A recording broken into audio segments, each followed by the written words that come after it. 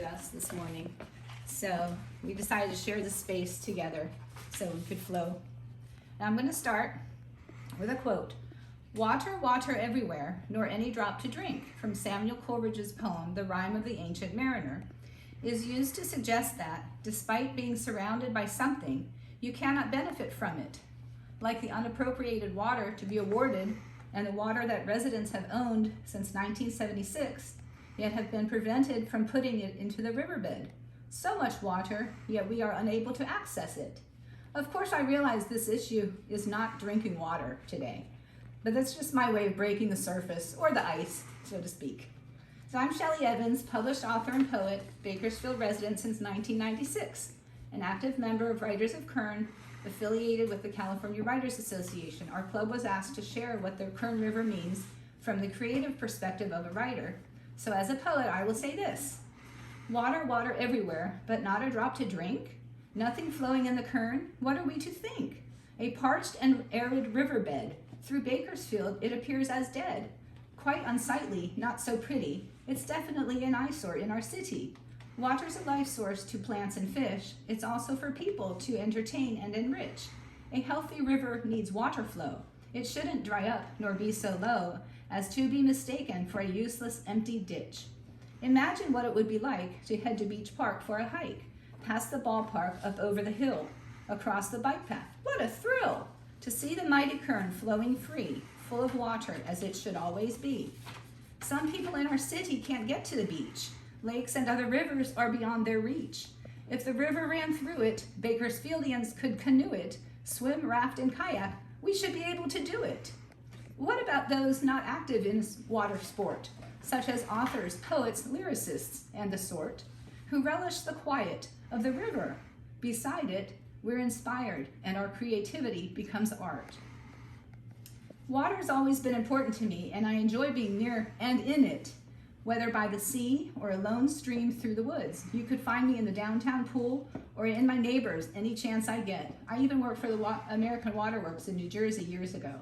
I believe the Kern River should be allowed to be full of water through the city of Bakersfield. It's important to me because I also enjoy going to the river to write, as the peaceful sound of the water coursing through the riverbed stirs the creativity within me. Thank you very much for your time. And now I'm pleased to introduce Don Thompson, Kern County's first poet laureate in 2016, from the southern San Joaquin Valley, the setting for many of his poems. He's been publishing poetry since early 60s, including a dozen books and chapbooks. The Kern River has a special way of reflecting Don's thoughts into impactful words of poetry.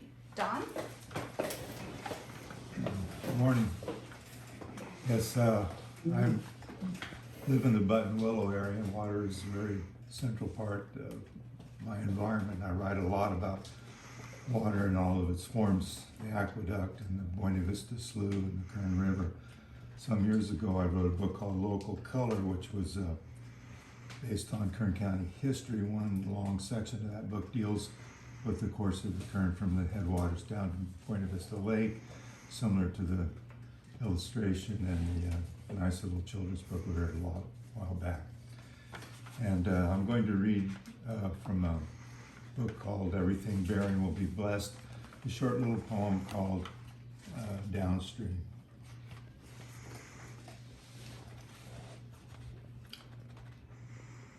The river is quiet here and almost motionless, drifting into little eddies of anticipation. Cottonwood leaves tremble, excited, although the air is still. The wind has gone upstream, where you can almost hear, if you listen closely, white water applauding. Something wonderful is coming. Thank you. Good job. Thank you, Don. Now I'd like to introduce Carole Martin, fellow Writers of Kern member and published poet, a resident of Bakersfield for 35 years, who will share more poetry inspired by the Kern. Good morning. Thank you for letting us speak and share these poems with you. This one is called Water Brings Life. Water brings life, rushing down from mother mountains. The mighty Kern feeds the valley. Once the Yokuts fished and feasted. Settlers forded it. Developers canaled it. Now the bed is dry and famished. A few lone egrets stalk the rushes. The ghosts of the Indians cry. Children look at the dirty ravine and ask, why? As we drive around our city, the ugly gash is such a pity. Water would bring life to the land and bless the creatures and every man. Will we continue to starve our souls? Water brings life. Life brings water. Will you use your life to bring our water back? And then I'm going to read a poem by Jana Lee Wong called Kern River Coyote. On the banks of where the river used to be, I saw you, coyote, too weak to howl at the moon. Lost at the western side of the riverbed, where all water is lost to groves, where banks have turned to dune. The fish dried up to greed, rabbits losing ground, squirrels suffocated in their holes. Not even the snakes come around. Your ribs tell the story of mansions built where nature once ran wild. Your eyes stare in desperation as wetlands dry, dead weeds piled. The herons that once flocked here have gone so far of late, and you are a reflection of our future, what man has made his fate. If the water should be returned to its natural ebb and flow, trees would return, the owl, the hawk, 1,000 birds of show. Oh, coyote, they know what they do. They sacrifice their grandchildren still to the price of the milk of almonds and the land they excessively till. And the final poem I'm going to read today is by Diane Lowry. All of these ladies are members of Riders of Kern and residents of Bakersfield for many years. This one is called River of Kern. Water, precious water, sustainer of life, flows through the Kern.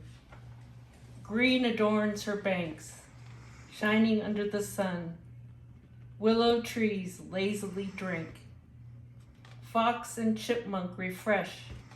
Barren, dry, burnt brown earth begs you stay, replenish.